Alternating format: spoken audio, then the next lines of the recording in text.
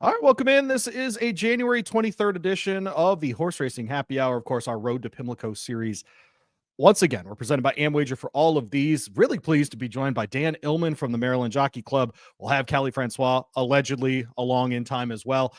Maryland show, and I think even if it wasn't, I would have to open with this. And good evening, Dan, but we lost, frankly, a great Marylander this week, and his name is Pete Medhurst, and voice of many things, Navy Athletics, voice of harness racing in Maryland, of many, many things. And Pete was one of those guys, for those of us who are in radio and do broadcasting, anything like that, we always looked at and we go, how the hell does that guy do everything like that? How does he all do it at that high of a level all the time, whether it was calling games, that into the checkerboard call that he always had for Navy football, calling those lacrosse games, doing everything else.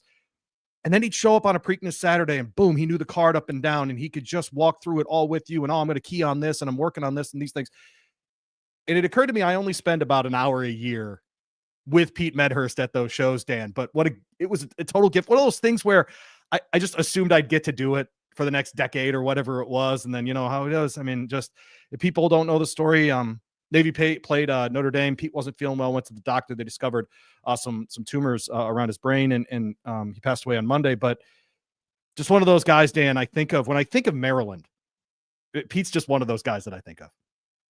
No, it's a huge loss, not only to the local media here in the Mid-Atlantic region, but of course to the entire sporting world. When you aspire to be in media, as you mentioned, you want to be like Pete Medhurst, who was extremely, extremely talented in everything he did, but was also a very, very nice guy and always had a smile and a handshake ready for you when you went up and talked to him. He, as you said, he was always prepared seemingly for just about every sport you wanted to discuss, whether it be horse racing or lacrosse. It's a terrible, terrible loss. Yeah, it's really difficult one for me. Got from noticed from our guy Scott Wyckoff, who's been on this show before. Certainly, we'll see. Scott was his co-host on all of those shows for sure at WBAL. Did the did all the studio work for the Navy Network as well. And so I just wanted to acknowledge Pete's passing because he's just one of those guys. Like I said, that when you do what I'm very lucky to get to do, you look at a guy like Pete and you think, how in the heck does he do all of it? How does he really do? And he was just one of those guys, always prepared, always knew his stuff. And I'll miss him very, very much. But Francois is here too. So we'll add her in here. There she is. Hey, Callie. And, hi, guys. All right, a little Maryland Jockey Club on a Thursday as we get ready for the spectacular bid, and of course the extra heat stakes this weekend at Laurel Park. How has the weather been there? Because I got to tell you, my kids walked out to go to school this morning. It was 24 degrees, and my son said, "Wow, it's warm out." So it's been that kind of cold here. What are you dealing with, Callie? We're at that similar go. I mean, just taking it. It was really cold on Monday. They did cancel training yesterday, and then so we have a group text going, and then unfortunately some of the pipes burst in the grounds yesterday. Of course, no stalls or horses were affected. It was all tack rooms and offices, but yeah, real sense of community when it gets into times like these. So yeah, they got back to training this morning, and we'll be back in action here. But as you said, I'm just looking at it right now. The lows that we have coming up are 18 degrees, 15 and 26 degrees throughout the weekend. So when we hit 24, we will also be, well, we're at 27 right now, and it's hitting me a little bit. But again, the Wisconsin's out of me, so I'm not loving it, but we're endearing. We're definitely endearing it. During it a little bit there in the Laurel area. We do have some race replays to look at this week as we are into 3-year-old season. If you are new to our series here, this is the Road to Pimlico. We are trying to determine who will be in the starting gate for the Preakness and for the Black-Eyed Susan with this series of races. Of course, we love to joke on this show, deputed testimony, of course, the last Preakness winner to come out of the Federico Tessio in 1983. We are hoping to break that streak this year, and maybe that horse is running in the spectacular bit on Saturday. We will find out, but we go down to the fairgrounds where Brad Cox, trainee in disco time, went ahead and won the Grade 3 Lecomte, the first of the 20-point races on the way to the Kentucky Derby. And producer Zach is not there, so I'm going to go ahead and pull this one up. You know what? Zach is not there. We're going to have to kick down the road. What did you like about his run, Dan? I talked to Brad for my Friday show tomorrow. We recorded yesterday. And he made a point about talking about how far back he was. Yes, the late kick is great, but man, he doesn't think that running style can be maintained long term. What do you think about Disco Time's performance down there in the Lecomte? That was a really nice performance, and you mentioned it because he had to do something different. He was slammed pretty hard coming out of the gate, and this is a horse that in his first two starts going one turn, was right up close to the pace, and in the Lecomte, he had to overcome a lot, not only being banged around at the beginning, but also two turns for the first time, and also a Right. sloppy track. That being said, it just seemed like it was the same Lecomte I've seen for the last 20 years. We see a lot of Yeah. tired horses in the stretch, a few horses running hard at the end, usually on a sloppy track, and I'm not sure I trust any of And it's very dark. Every time they run the Lecomte, it's very dark out for whatever reason. Callie, were you impressed by the late kick for Disco Time there? Frankly, he looked a little like Sierra Leone last year in the Risen for Star, frankly. I think it's early to make that kind of comparison, being a huge Sierra Leone fan. But at the same time, when you're talking about a field like that and a 3-year-old who can amass that kind of professionalism over adversity early on, you definitely have to take some real weight to it as far when you're talking long term on the way to the Derby Trail. So pretty cut and dry. There wasn't, the way it's a horse that's just really on task, and that's something great to see early on. Again, Yeah, he has he was everything going for him, professional. doesn't he, Louis? He's 3 for 3. He's got the connections. He's got the pedigree. He's passed every test. But there were a lot of good 3-year-olds on that card at the fairgrounds on Saturday. And Kenny McPeak unveiled one earlier on in the card that actually ran faster, going a mile and a 16th, than the Lecomte. And that was Hypnos, who's an Into Mischief out of a Grade 1 stakes winning winning a debut going 2 turns. Now, he's a little bit behind these others in terms of experience, but he might be a horse to watch down the road. Wide trip helped him out, at the tail at that last on the last turn. And I will say, this is just, and I know in retrospect it always seems like it's when we get to Derby time, it seems like no time has gone by in between the time we're talking now and the time we get to Derby, but we do have a while. So I like that you kind of cued this one underneath, because you need to just look for it's always the first time on the 2 turns that that's what you pointed out that I think is really important to see. It's not going to take it's not going to take some of these horses 2-3 times to get the idea going 2 turns, and to see that one show of 2 turns for the first time. Yeah, that was well spotted, Dan. We also saw Admiral Dennis come back in allowance company on Monday at the fairgrounds as well. Brad indicated that he will be moving back into stakes company, trying to qualify for the Derby Trail coming out of that run. As well, on the Oak side of things, did have 2 races. Running away, won the Busanda for Wesley Ward there up at Aqueduct. Dan, I'll go to you first here. What did you like about her run there? I like that she continues to improve, and you can tell that Wesley has always thought of her as a 2-turn horse. When you think Wesley Ward and you think 2-year-olds, you think speed, and you think from 4.5 to 6 furlongs. Fair. Not so the case with this one. He had to debut her on the turf because there really aren't a lot of early 2-turn 2-year-old races. Put her on the turf for a couple. She's a dirt filly. She's looked good in both starts, but I do want to caution everybody. She was very impressive winning the Busanda, but that was a very speed favoring track at Aqueduct. It was a race where they ran 1, 2, 3 all the way around. There was no closing going on. I wonder how good that race was, and she might have been flattered by the track. The waters get deeper next time.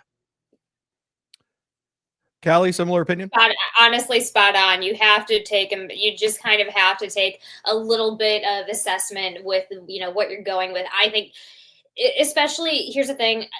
Personally, for me, need the horses that just go to the lead bore me entirely. But that's not to take anything away from the performance. But at the same time, we haven't, just looking back at this one hasn't had too much challenge in her career on the front end. She's had it pretty easy. She's going to be getting, it's kind of like when you get somebody who's kind of spoiled at a position, then you throw them in the sharks. They're either going to sink or swim. And so one to watch for next time, and just kind of sit back and see what happens. Seen some interesting names on the Oaks and Derby Trail between Owen Hardy and a little reminder that Wesley Ward is training 3-year-olds as well, not just 2-year-olds. Yeah. Simply joking wins the Silver Bullet Day at Fairgrounds for trainer Whit Beckman. Obviously, Anna Marie back breezing for the first time since his run in the Traverse as well for trainer Whit Beckman. I thought she looked really good in this one, Dan, coming out of that debut win in a sprint stakes of all things. She goes ahead, gets the lead, keeps the lead, does the 2-turn thing, no problem. In some ways, she was one of the more impressive 3-year-olds of the entire weekend, and I think that's saying a lot considering there were some very talented ones. But you hit the nail right on the head. Whit obviously liked this well-bred filly to debut her in a stakes race going short. She Fair enough. won that race from off the pace. She showed her expected stretch-out speed going 2 turns in the Silver Bullet Day, and I thought those were at least legitimate fractions in the internals.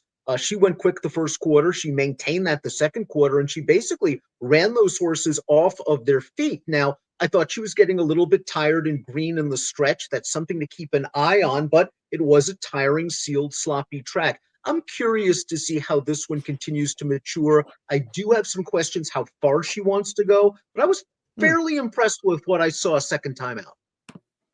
A real mix of races, frankly, Callie, for the 3-year-old fillies in the spring between a 1-turn acorn and all those kinds of things as well. But do you think she could be a Kentucky Oaks kind of horse? Here, I think that, I'm going to build off a little bit of what Dan said. And first of all, she's got some back class, where I could see Dan's kind of, back breeding, where Dan's kind of questioning, as far as a max out distance, she, when you're talking Oaks distance, she on the bottom side, going back to her I want to say damn grandam at least, to be questionable going back to that distance. But it's so funny because Dan alluded to that first time where she showed the greenness, and I thought when she got to the top of the stretch and just got in front in her first win, I thought she was kind of hanging around. I thought she just kind of wanted to stay within her company. So I think she got lucky getting on the front end, and I know the connections are, really highly touting on her.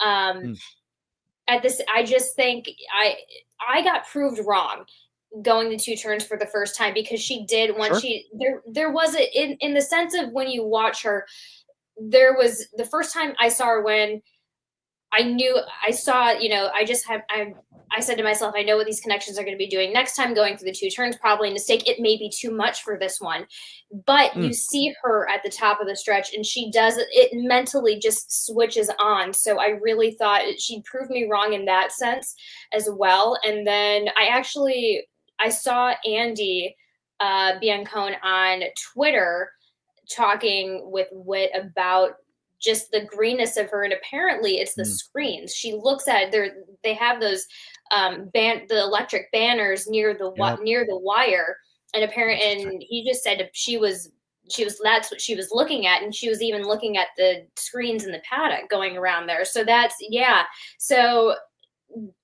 where if you're in a field if she ends up in the Oaks, if you're in a big field like the Oaks, just take her to the outside, let the rest of these inside horses near that electrical board. So that's kind of how you play it. But going to be interesting to see what goes on. And again, we're in late January. I know time is going to be so short, but at the same time, there's plenty of time getting into the Oaks for this year. I'm of the opinion, at least, and I'd love to hear from the two of you. A guy like Whit Beckman, younger guy, doesn't have these, doesn't have a classic win, these sorts of things. Qualifying Honor Marie for the Derby last year makes us think of her as more of a contender this year for the Oaks. Yes, Dan? Oh, I would think so. Whit Beckman was a very good trainer, and he's had great mentors throughout his career. But getting Honor Marie to the Derby and then managing that horse pretty well to the pretty much top of that horse's abilities. He got Honor Marie to do his absolute best in a lot of those races. I think it shows that he can be a force if you give him a good horse. And again, I like that he showed the confidence to debut this horse in a stake. He knew what he had, and he was proven correct. We've seen trainers at times overreach with first-time starters that they love. They run them in stakes races. It doesn't work out. And sometimes it really gives them a beating mentally where it takes them 4 or 5 races to finally get back that confidence level. Not so with this horse. He knows how to manage a horse's talent, and he knows where to place them in the right spot. I thought the exact same thing because I saw that first win and I'm like, because he's had these prolific assistant positions, and then once you get into the spotlight of your own, it's kind of like, oh, is this guy going to be, is he going to go for it and not be, because when you get on, you get that early Derby Trail success and you want to continue it, it's kind of like, are are you doing this because of, reason A or reason B? And so I was just, again, I was really curious to see how she was going, but it proved to, so it shows that because he was able to do it and clock it with these fillies, it just kind of really further accentuates the fact that you brought up, Dan, that he was able to get as much as he could out of, his Derby contender. And I believe the horse is coming back. Yes. Yeah, that just kind of adds to it. And it makes you have a little, bit of faith in the young gun like that. So the Derby and Oaks Trails both head to Oaklawn Park, Hot Springs, Arkansas. Of course, the Martha Washington, a 20-point race on the Oaks Trail. And of course, the Southwest Stakes will see the matchup of Gaming and Patch Adams. How about that? Dan, do you think one of those two is the probable winner here? Is there a longer shot maybe you've seen? I think one of those two is the probable winner. I'm not really willing to give up on Gaming just yet. I know that some folks might be down on him, but he's trained by a guy who knows how to win some races at Oaklawn Park, and something tells me that he's not here just for the scenery. I have a feeling that Gaming's going to run very well. The other horse is very nice as well, but I think Gaming's experience, it might see him through here at Oaklawn. Agreed. I really don't have much to add to that. I just think that when you get horses like that, you just see it. When you get to this kind of stage with them, it's amazing how little of experience can be so much. Of course, Baffert, the winner of last year's Arkansas Derby, not Mystic Dan. How about that? So there you are, of course. Plenty of success there. Of course, American Pharoah running through the Arkansas Derby on his way to a Triple Crown 10 years ago. How about that, y'all? It's been a decade. Feeling good? Feeling good about yourself? How about that? All right. Everybody feels old now. So we move in to our handicapping part of the show. We are presented by AMWAGER for all of our Road to Pimlico specials. They'll be hanging out with us. We'll be doing our annual seminar as well at Jimmy's Seafood the night of the Black-Eyed Susan ahead of the Preakness as well. So get the AmWager Edge, an online betting platform designed by horse players for you, the horse player. Speed, power, top-tier features. Get in with them from a win bet to a pick six, whatever you're playing. They'll help you with their tools to bet smarter. So visit amwager.com. 100% deposit match right now, up to $150. You need an edge. You need AmWager, or a reminder about what the road to Pimlico looks like. All the races are going to be held at Laurel Park, halfway essentially between Baltimore and Washington, D.C. We talked about the Heft and Gin Talking Stakes last time we got together on this show. The Spectacular Bid and Extra Heater this weekend at 7 and 6 furlongs. Next month, we'll run on the 22nd of, we'll do the show then at least, or no, they'll run on the 22nd next month, in the Miracle Wooded Wide Country. The boys will stretch out to a mile. The girls will run at 7 furlongs and will go longer. From there, the first race we're going to look at is a maiden claimer. It is race 6 on the card there. It starts the late pick 5. And if you are playing in Maryland, you're not used to the scene, 12% takeout on those pick 5s. Very, very playable. And we hit it last time that we did the show.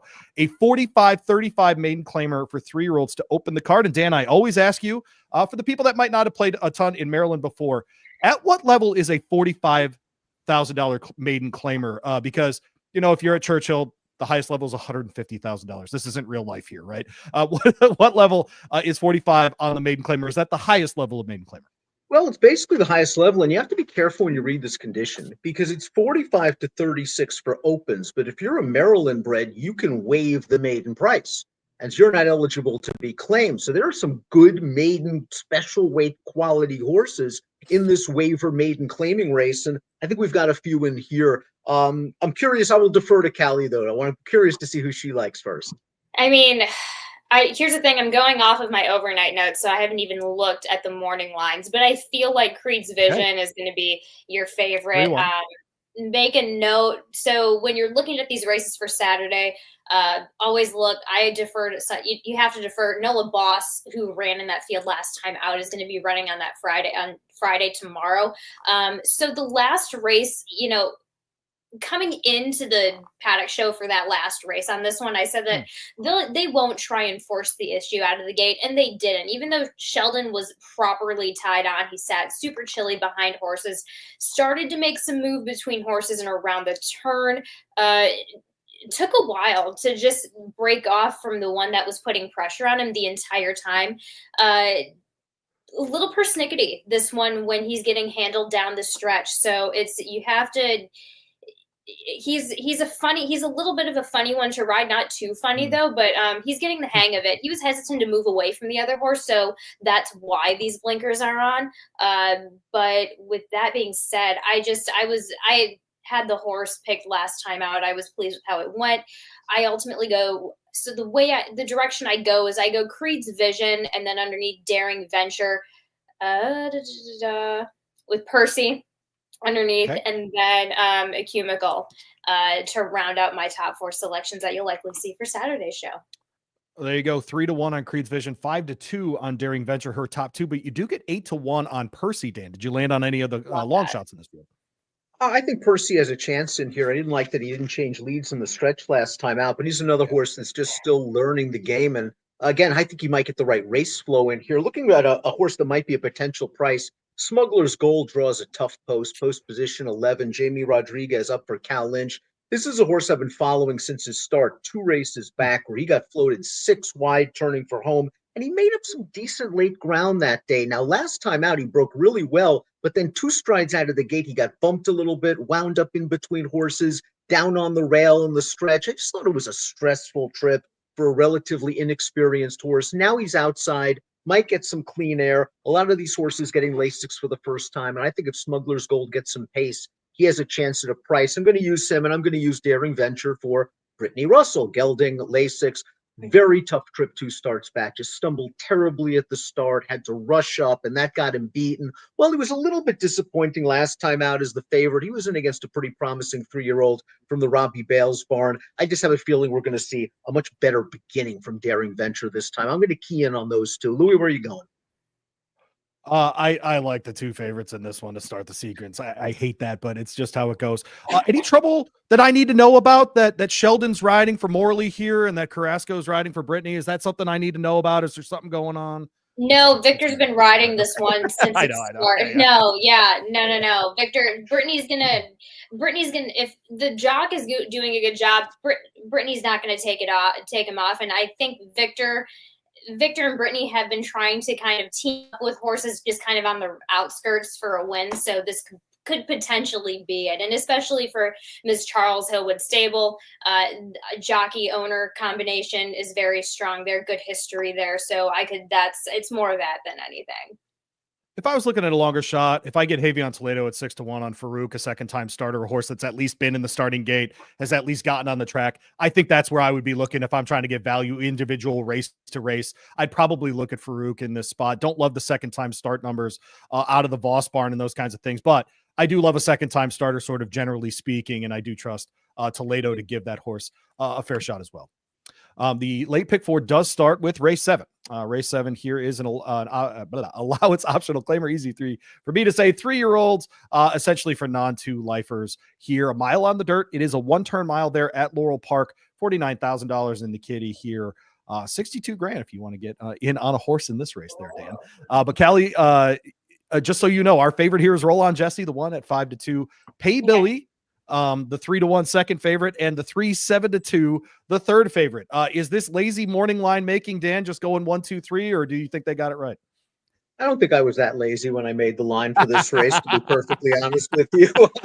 I think it's a pretty competitive field, and I think that young man got the 3 favorites correctly, and I'll pick the third choice of there. I think All the Hard Ways is one of the 2 multiple race winners in this field. And although he is stepping up out of an open claiming race last time out, I really liked what he did that day. He sort of made a prolonged 3-wide move on the turn. And with the long stretch of the 1-mile run at Laurel, you go all the way down to the second wire. You could have made the argument that maybe this horse inherited the lead a little bit too early, but he was pretty game to keep on trucking through the wire. He's getting Lasix for the first time for Jerry Robb. I do like his tactical speed. Pay Billy's last race, the Beyer speed figure really speaks for itself. He just exploded out of nowhere. Now, I don't know whether it was turning back to 6 furlongs what got him over the hump, but when you look at Pay Billy, he's a big, good-looking son of Improbable. I would think a mile is within his scope from a pedigree and body type standpoint, and the grinding style he utilized last time out makes me think he can at least get a mile. Maybe he just is finally reaching his potential. And Roll On Jesse, I was talking to Kenny Cox the other day. He said this horse was the slowest horse in the barn when he was a 2-year-old, and he's so far surprised just about everybody because all 3 of his dirt starts are good. He needs pace. He does not have any kind of early speed, but I'd probably fool around with those 3 to kick off the pick 4, second leg of the value pick 5. I do the same thing. I go with Pay Billy on top, and then after that, all the hard ways and roll on Jesse. I love the fact that this one, last time out, he's gotten to this point kind of the hard way in a sense. Had to push through early in between horses, getting asked early at the 3/8, finally got into the stride of the last 16th of a mile. So visually, I just see it working out really well today. The gallop out was very forward. So that's basically what I'm going to be going off of that. To add anything to all the hard ways, I agree with everything Dan says. I didn't really ask until the last 1/8 of a mile, drifted a little bit from the stick just due to kind of greenness, but did it easy. I do think just with the aggressiveness that we might see out of Pay Billy for this effort might be challenged in that. And that's where I come up with Roll on Jesse. Angel Cruz rode the hide off of this one on the backside where you didn't really, it's a place that you're not really going to see it. But the jock stood up early, I think was going to be second anyway, but I think could really benefit from the, stretching out to the second wire here today. I like a horse that's shortening up in distance in here. Good in for Bjorn, you. Going from 2 turns at a mile and a 16th.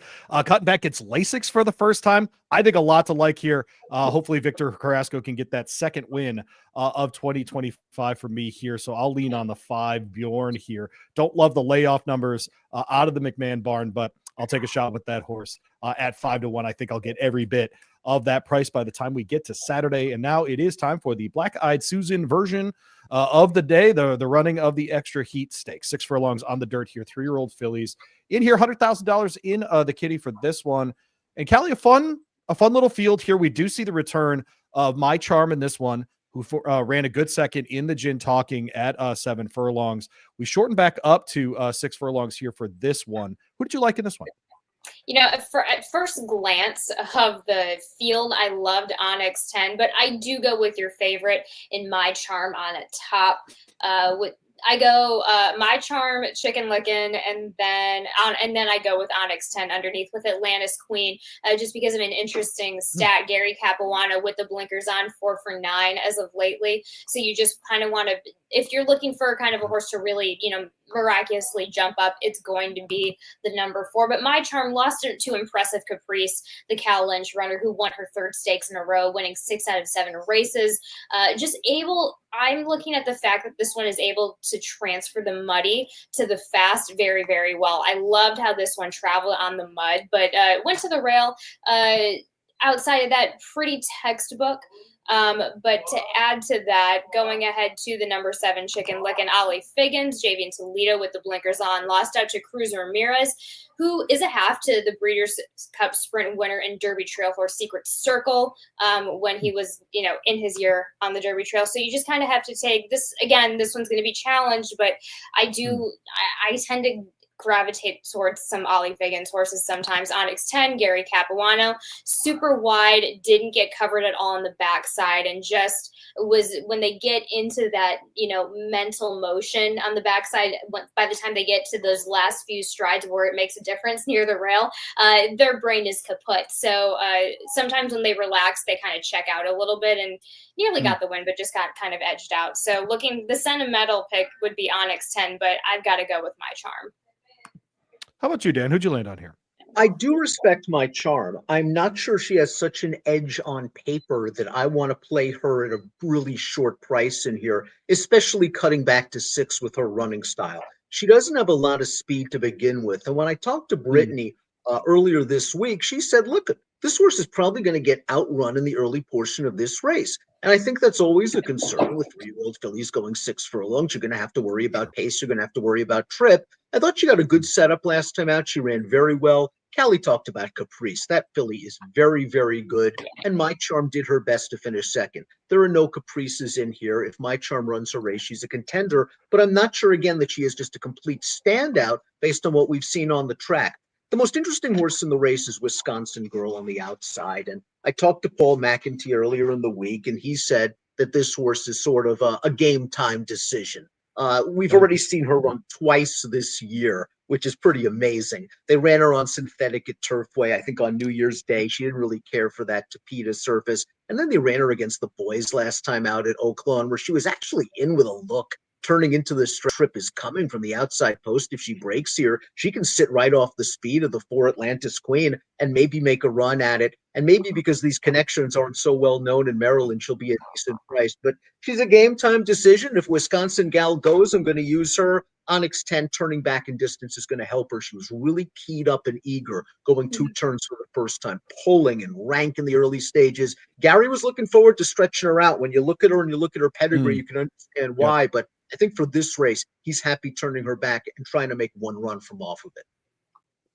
Onyx 10, 0 for 4 lifetime at Laurel Park, 0 for 3 at the distance, but we'll get another chance here. My charm, never worse than second in 3 runs at Laurel Park. I got to be honest, I'm fascinated by Not Too Late. I don't know if this horse can get back to that form that we saw in September. If this is a horse, frankly, that just kind of peaked out as a 2-year-old and isn't going to be great as a 3-year-old, I simply don't know. But we're getting away from that sloppy track. I thought she ran just fine in the Smart Halo before that. So I think she's an interesting one, especially at 6-1 there coming out of the 6 hole. As well, the Spectacular Bid Stakes will be race 9. Start the late double there. 7 furlongs on the dirt. This is for 3-year-olds, and this does show this is the next race on the road to the Preakness. And so these horses will be trying to run later on in the Tessio Stakes ahead of that 3rd Saturday in May. Sacred Thunder comes in at 5-2 in the 1 hole, Dan, but 2-1 on Tony Eclipse. What do we like about Tony Eclipse?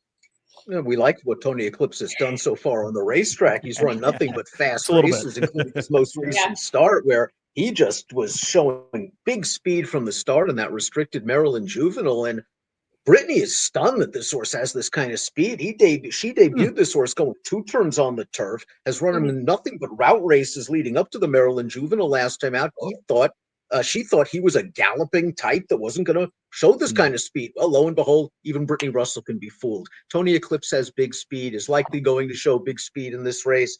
I do think that if Sacred Thunder gets a trip, he can turn the tables, though. I know Gary is very disappointed about drawing the rail again. He felt it hurt this horse when he was in the Maryland Juvenile against Tony Eclipse. He wound up last on the rail, turning for home, had to swing wide, and really just couldn't sprint home against Tony Eclipse that day. In the heft last time out, he ran into a very good 2-year-old named One Man Team, a horse I think we're going to be hearing a lot from the Brittany Russell barn. Sacred Thunder is going to have to deal with the rail again, and he doesn't have a lot of speed, but I think there might be some pace, and maybe this time he kicks him down in the lane. Yeah, his last run, no pun intended, was just falling down a hill. Sorry, sentiments there with that one on the 1. He did win the Lewis, of course, back at the beginning of November there at Laurel. Do you think he can get off the rail? Do you think he can run a good race here? Go ahead, Dan. No. I'm just saying I'm hoping so because I'm picking him. Okay. How about for you, Callie? I think it's going to be tough. I mean, what's great is that this guy just keeps trying. So, I mean, like I said, it last effort had the energy of just kind of like falling down the hill a little bit. And you just have to, he had to painstakingly pick through the rest of the field just to try and find a spot for some clearance, and then kind of finally got it too little too late. So with that being said, you've got Toledo on. That's something that Toledo does do well. He tends to get lucky with these spots on the racetrack that just kind of appear to him. So I will say, because I'm reading off the overnight. I don't know if Toledo's still named on, but if he is, that's kind of a little bit of luck, a racing luck that could go, in a positive direction for Sacred Thunder. But I do believe that not only Tony Eclipse on the outside is going to be a bother, but I think just due to the way that the race shapes up, I do have Scheduling Dude on top, just because we just talked about the speed of Tony Eclipse, but honestly, I think Flashing Dude, if he moves forward off of that effort, I was very impressed with what I saw last time out, coming out of the gate in those first 5 to 8 jumps. That I think that this guy is going to have the fastest gate speed in this race. Just he had to fight for the lead in the beginning of the race, in between 3 horses just fighting for it. And when you watched him, it didn't take too much out of him on a physical level. He kind of cruised. He worked hard for it, but then he cruised the rest of the time. Where when you're talking about Tony Eclipse, last time he made easy work of the field last time out, but it's going to be a bit of a new dynamic because the 9 on the outside might outbreak this one. And it took Toledo a little bit of work to get up there. And I think he was supposed to beat the field by how much he won by. So I think he might have an unexpected new challenger on the outside. I do think the gate speed on Scheduling Dude will be something to really, really consider here. Scheduling Dude, of course, a New York bred, has been running in many of the New York designated races there at Aqueduct. Before that, of course, tried Saratoga for a maiden break there. Man, am I the only one? And maybe it's just we're doing a Maryland show. No mention of Crab Daddy. We're not doing that. Like, we're not going to take the Pennsylvania Nursery winner. We're not doing this. We're not doing this. Or we're not playing Crab Daddy. We're not having you can. The horses won a stakes race. What are we doing? I don't know. So I don't think he's fast enough, but it's okay. Yeah. Yeah.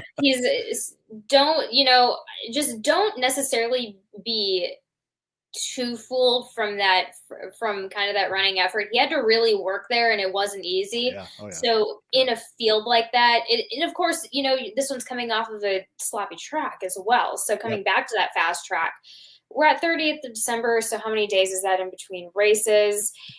And this is not something out of reach for this one. I just feel like for some reason, I see this horse potentially bouncing out of that effort last time out. Okay. That's my only thing.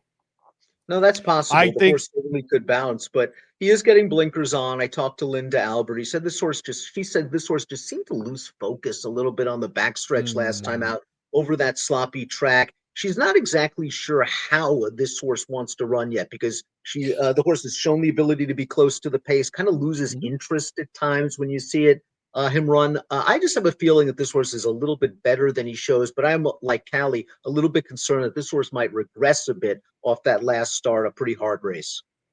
But a good include for, say, an Xtra trifecta play? Absolutely.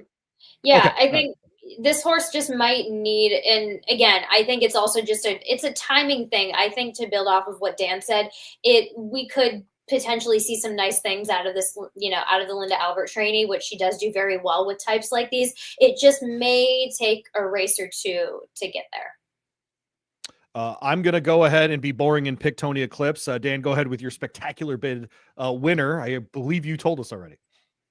Yeah, I'm going with Sacred Thunder. I like him down towards the inside. And here, it'll be interesting to see if Xtra wins 2 spectacular bids in a row. He won it last year with a New York Invader. Callie's going to go for back-to-back with Xtra. That horse does have good speed. It's really an interesting race. I'm not sure if it has Preakness implications. These horses look like sprinters right now. But I do think it's a pretty good betting race if it stays intact. Oh, yeah. Hey, Tony Eclipse is a not this time. That we've seen those horses do everything. His progeny have done a little bit of everything. So kind of the new candy ride, if you will. So never know who might end up where, but the card does close with race 10. It is a 12-5 claimer. It is a mile and a 16th on the dirt. We're actually going to use the whole track for this one, 4 and up. In this case, $22,000 in the kitty here. Callie, we'll go to you first on the last race here. Tell us why a horse named Louis is going to win this one. I don't think a horse named Louis is going to win this because I think Earl of Dassel is going to be winning this. So the lowest, it's the lowest level we've seen this one at. And, we've seen this horse at a multitude of distances, and I like this one best for him. Just the overall vibe from the last 2 races, just simply not close enough. So this just gives him an opportunity to just kind of get up there. Where do I have this Louis horse? Last second Louis, where do I have him? Oh, I have him in second. But so story of my life. Yeah. Let's not get into that. Too busy kind of battling a challenger the entire way around there. And the winner came up the rail and was a little bit too late for this guy to kind of challenge back. I think 2 turns is the big key here. You just have to take take a look at kind of when you're taking a look at what's going on. I get the inside speed. I get that angle completely. And not one-paced, but it's either a closer or a front runner. There's kind of no in between. It's just that I haven't seen enough consistency in that way. So that's the only reason that I'm kind of just holding back a little bit on this one. All right, fair enough. Dan, who'd you land on our 12-5 claimer to close card? Well, I have to be honest with you. I do think Last Second Louis has a chance in here. Although when you look at that record of 1 for 26, 1 for 28, pardon me, you start thinking he obviously is a fan of the horse racing happy hour. Last Yeah. Second Louis, though, has speed in the rail and is likely going to show it under Torrealba. I think he's in better form than it seems. I mean, come on, he's hit the board in 5 of his last 6 starts. And he was Yep. pressing an odds-on favorite last time out before tiring. He did get beat by 1,000,000 to 1 shot, which has been the story of this horse's life. He's not the most trustworthy horse in the world. The other half of the Diane Marici uncoupled entry, Papa Funny, the 3, I think is slowly getting better and has a lot more upside. And maybe just the dumbbell morning line maker lines the Dingo HO Baby a little bit too high, because this horse is taking an unbelievable class drop for Brittany Russell. And he showed a little bit of ability early in his career. Maybe he just found the right spot. Man, yeah, this is a tough one, but I will take a full field of a nice field of 8 to close a pick 5 any day. And so good luck with all of those wagers. I try to always ask this as well.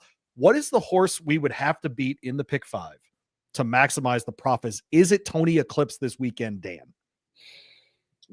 No, I think it's My Charm.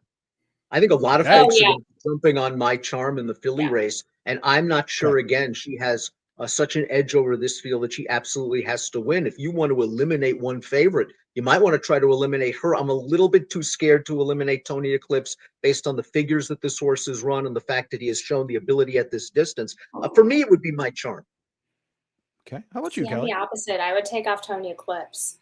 Okay. That's who I would try and beat. But that's because I have scheduling dude on top. So No, I understand. I'm talking about just maximizing that pick 5, Yeah. payout, that kind of thing. Frankly, if you could beat both of them, of course. I mean, that's a different conversation. But yes, we always try to pick one. We're not trying to beat all of the very best horses in these races. Well, he's Dan Illman. What else is going on in Maryland, Dan? Now that you're a hotel man, you're a whatever else you are, Dan. I'm not going to be able I'm to like come up that with interesting Conrad things here. Hilton here at Maryland right now. And Hilton? no, there's a lot Look at going on. that. Listen, we're really please. throwing in we're throwing a lot at the fans. And again, the value pick 5 wager is one of the best bets in the game. People Really are is. always squawking about takeout. You're getting a 12% takeout on a pick 5 wager. It's a 50-cent minimum bet, and we've got big fields. And this weekend, we've got big fields. You look at Saturday's card, 10 races, 94 horses. Sunday, big fields, 10 races. These are some great betting opportunities here, and you've got some nice stakes horses as well. Go to Laurel Park, drf.com. I remember that place. LaurelPark.com/picks. We've got a great new handicapping guide up. We've got picks from the whole team, including Callie and myself. We've got full card analysis. We've got horses to watch. We've got trainer stats. We've got bias information for the last 2 months. And we're going to be adding a lot more, lots more graphics, lots of new look here at the Maryland Jockey Club at Laurel Park. I'm excited about it. Oh, it's like they hired someone who likes horse racing. How about that? What do you think, Kelly? It looks pretty good, huh? No, with the plans that Dan has, not only with the way we kind of launched off this 2025, but with the plans that we have going forward in the future, we're going to be having so much content for the fans. And Dan and I are fully excited to give you that kind of once we get into once we get into second gear here, we're going to crank things up a little bit, and it's sure going to be fun. And I can't wait to provide all of that for you guys. We are 43 minutes into this episode, and I have not mentioned this yet, but the horse racing happy hour will be both at the Preakness. We're going to make it for Maryland Million Day this year. How about that? So we're going to be out there for both of them, hanging out with all of our friends there in Maryland. We're going to have a great time. $25 entry, $12 parking. I heard parking for me was actually 100, but hey, I'll take the 12. That sounds a lot better. There you go. Well, she's Callie. He's Dan. They will join us in a month ahead of the 2 races next month, which are the Miracle Wood and, of course, the Wide Country as well. No one names stakes races like the state of Maryland. You understand me? No one has the dinner party and the heft and the gin talking in the same place. Deal with it. All right. I'm Louie. He's Dan. She's Callie. I will let the 2 of them go, and I'll yell at producer Zach. Thank you 2 for joining me. I'll see you next month. Thank you. See you guys. All right. Get him out of here. There we go. I'm Louie Bo. Producer Zach. No camera at all. How about that? I don't need him on camera Still anyway. love He's you. kind of a weird looking dude. White I still Mario love you. Drake coming up on the text. I love you too. How about that?